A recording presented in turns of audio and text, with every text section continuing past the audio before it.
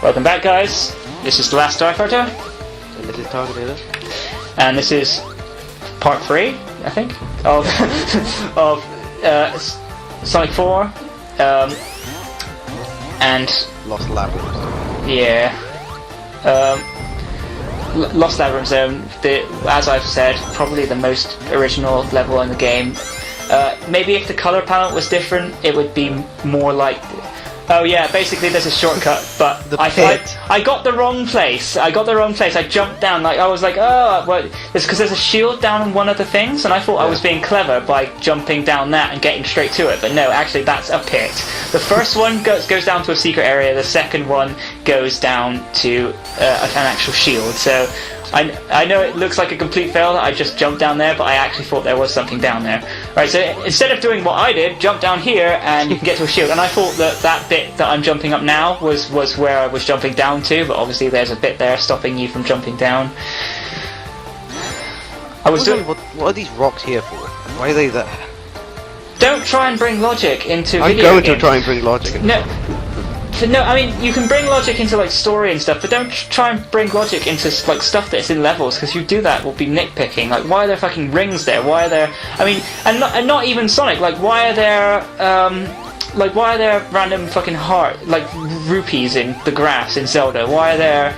Why does lemonade cost $100 in Pokemon, but healthcare is free? Like, if you try and deconstruct everything about video games in gameplay, that doesn't make sense. Fair enough, you can, make fun of like story and stuff, because they're actually like, at that point they're breaking away from gameplay and but you can't. I've always thought that it's strange how people try and make gameplay elements part of canon, unless you're playing like a very story-oriented genre like point and click or FMV or something like that. It doesn't really make sense to go into all that, I mean, I do think it's hilarious that they had Tails say, the classic Tails say, where does someone keep all those gold rings at the end of Sonic Generation? I thought that was so funny, but still, I don't think there's a point to deconstructing that. Well, there's something that I've always wondered, like, how did Robotnik pay for all this stuff?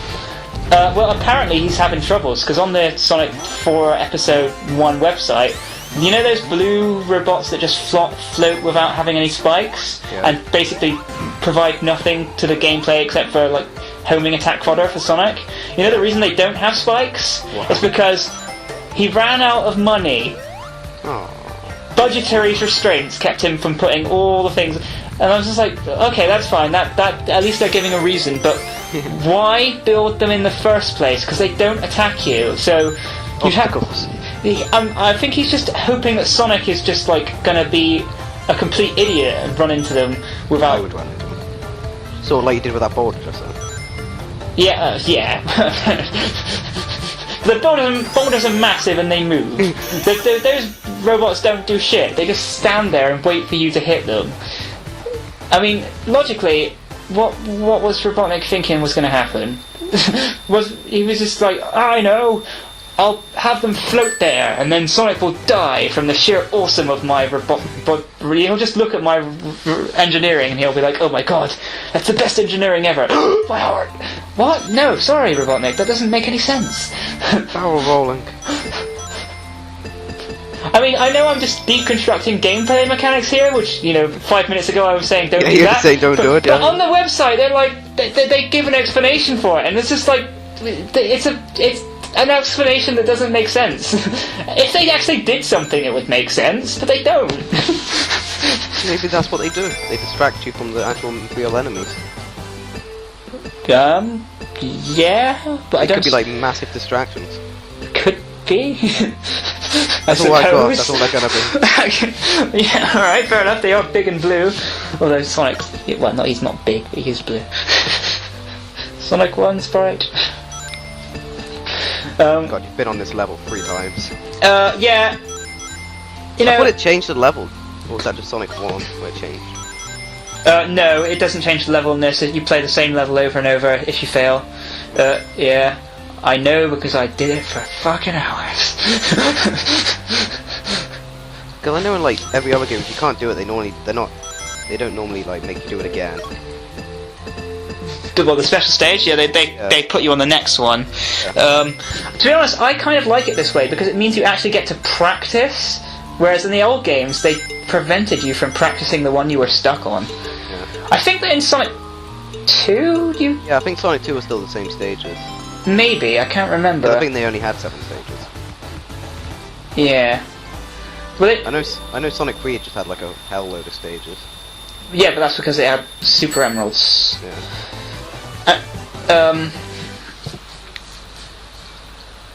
That's something I want back. Why no Super Emeralds?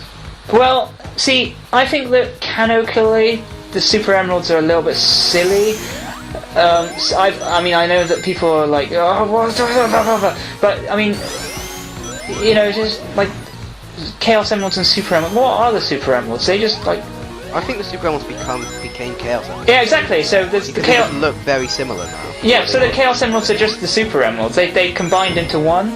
Like in the Fleetway Sonic the comic, that's what actually happened. There were a set of Chaos Emeralds on Mobius and a set of Chaos Emeralds on the floating island, which is what they called it in, the Fleetway Sonic the comic. Did you ever read that? It was British, I think I read a few of them. Yeah, it was British, so you might have. But I'm a massive fan. I actually have a sketch by Richard Elson hanging up on my wall that I got in a convention when I was a kid. So in that, Knuckles had a set of Chaos Emeralds on the floating island, and Sonic had a set, and they bind and became the Chaos Emeralds that we know and love today. Torch gimmick. And they actually changed the design of the Chaos Emeralds to how they currently are as well, because you know how in the original games, the first games, octagon things. Yeah, and then they changed to those actual like diamond-ish looking things. They're not actual. I suppose it is a diamond shape, isn't it? I always thought it was diamond. Yeah, well, I mean, I'm not too clear, but they do look like a diamond shape, so I'm just going to go call them a diamond shape, because I mean, even if it's not literally a diamond shape, at least they look like diamonds. The main gimmick of this level, TNT. Oh yeah, well, yeah. TNT and torches. Yeah. If you turn into Super Sonic, it lights up everything. It lights up everything. Yeah. Oh god, these walls that just come out. I mean, they're not too bad till you get to the puzzle, and the puzzle's quite easy, but it just if you don't know what you're doing, it's just. I think they just wanted to make Labyrinth annoying because Labyrinth was annoying in the old game. Yeah, well... I hated Labyrinth so much in the old game. I'll take Labyrinth Zone over some of the puzzles in this level. I mean... Although, to be fair, no, actually, I'll take Labyrinth Zone over this overall, because Sonic 4 has... it's just like, oh, do you want to go fast? Well... Fuck you, because you're gonna have to wait for a scripted section. Well, at least you got a minecart to go fast. Yeah, but you're not fucking running, are you? Like, if you want to go fast in a vehicle, what the hell are you playing Sonic for? Go play like Sega Rally or something. I'm not a big racing game fan, so those are like the racing games I know. Just all Sega. Well, I know I like Super Hang-On. I like Super Monaco GP. I like Are they Sega? Yeah, they are Sega, but I mean they're not like published by Sega, are they? They're not like developed by Sega. They've got a different company. Hang-On was made by I can't remember his name. Miyamoto? No. Really? No, it's Nintendo. I can't remember his name. Wait, so it is Nintendo? No, it's Sega that made it. Yeah. Oh, really? Oh, okay. The guy who made Shenmue made it. I can't remember his name for some reason. It's really annoying. Well. Wait. Yu Suzuki made it. Yu Suzuki. Oh right, Suzuki, right?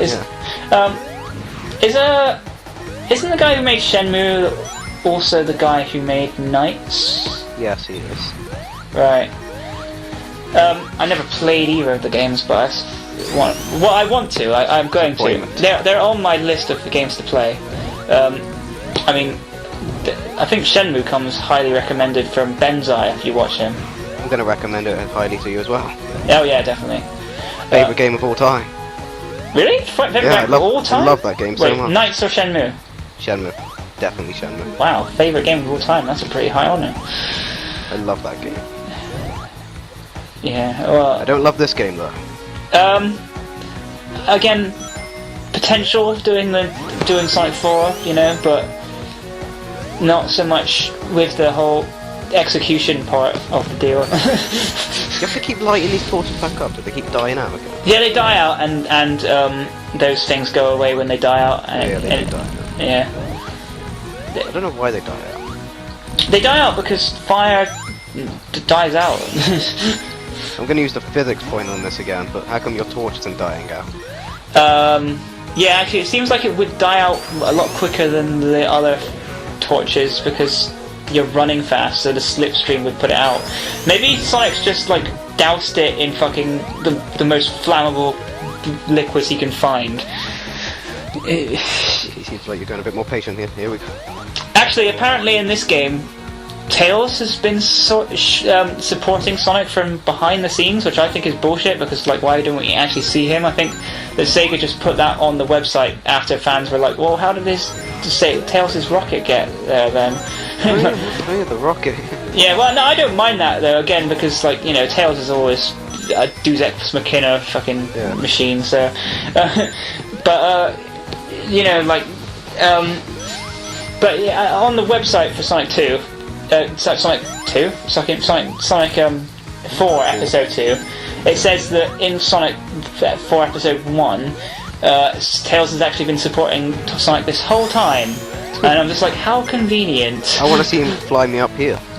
Why don't we ever see him then? He's been, like, apparently he's been secretly supporting Sonic. And it's just like, he's too embarrassed to show his face. He's too embarrassed to show his face. Why secretly? What is it, fucking Ninja now or something like that? He's ashamed of Sonic. His bad games. He doesn't want to be with him. Yeah. By the way, did you know that in the iPhone version of this, and I think this is hilarious, did you know that in the iPhone version, if you have Sonic stand around for a bit and just wait, his idle animation is he dances around for a bit and then he gets out an iPhone and he puts it to his ear. That's hilarious. Of course he does, why wouldn't? Well, this is different, isn't it, in the iPhone? I don't think they even have this level, do they? I haven't played it in the iPhone version. I think the iPhone pretty much completely changed this level out. It's just a minecart level. Really? That's Yeah, it's completely different. That's just a load of shit. Pretty much because I don't think they could use all this blowing up crap. Yeah, well, I can imagine that they would have to like scale it down. If you've ever... It's pretty much all minecarts. I mean, I've played like, you know, phone versions of Sonic 1 and they're terrible. The physics are completely screwed. Yeah. I play them and people are all like, oh, well, you're doing shit, I thought you were amazing at Sonic, Mike. And I'm just like, it's completely different. It's not even the same game. It's like when you play the Sega Game Gear version compared to the Mega Drive version. But yeah, but even the Sega Game Gear version felt finished for the console that it was on. For some of the phone versions are so bad. No, I got beaten to death on the Game Gear version.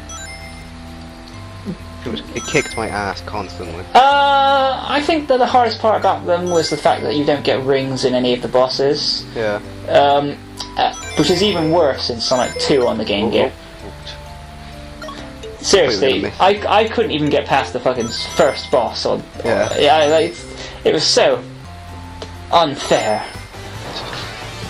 Well, the Game Gear had is probably had the worst game Sonic had for a while. Like Labyrinth. No, not Labyrinth. Am I right? Yeah, Labyrinth. Sonic Labyrinth. But, like, you know the one where he's like super slow constantly. Labyrinth Zone from Sonic 1, yeah? No, I think there's a Game Gear version. I can't remember if it's called Labyrinth or not. Oh, Sonic Labyrinth, right? Yeah. It was a bit like Sonic 3D, but slower, yeah? Yeah, insanely slow. Yeah. I played a bit. You know, I don't hate it as much as many other people, but I haven't really played it as much as many other people. So if I spent some serious time playing it, I think the only time I really played it was on the Sonic Adventure DX version. Yeah, Sonic 3D is kind of like a guilty pleasure of mine. No, I started the playthrough of that, and that's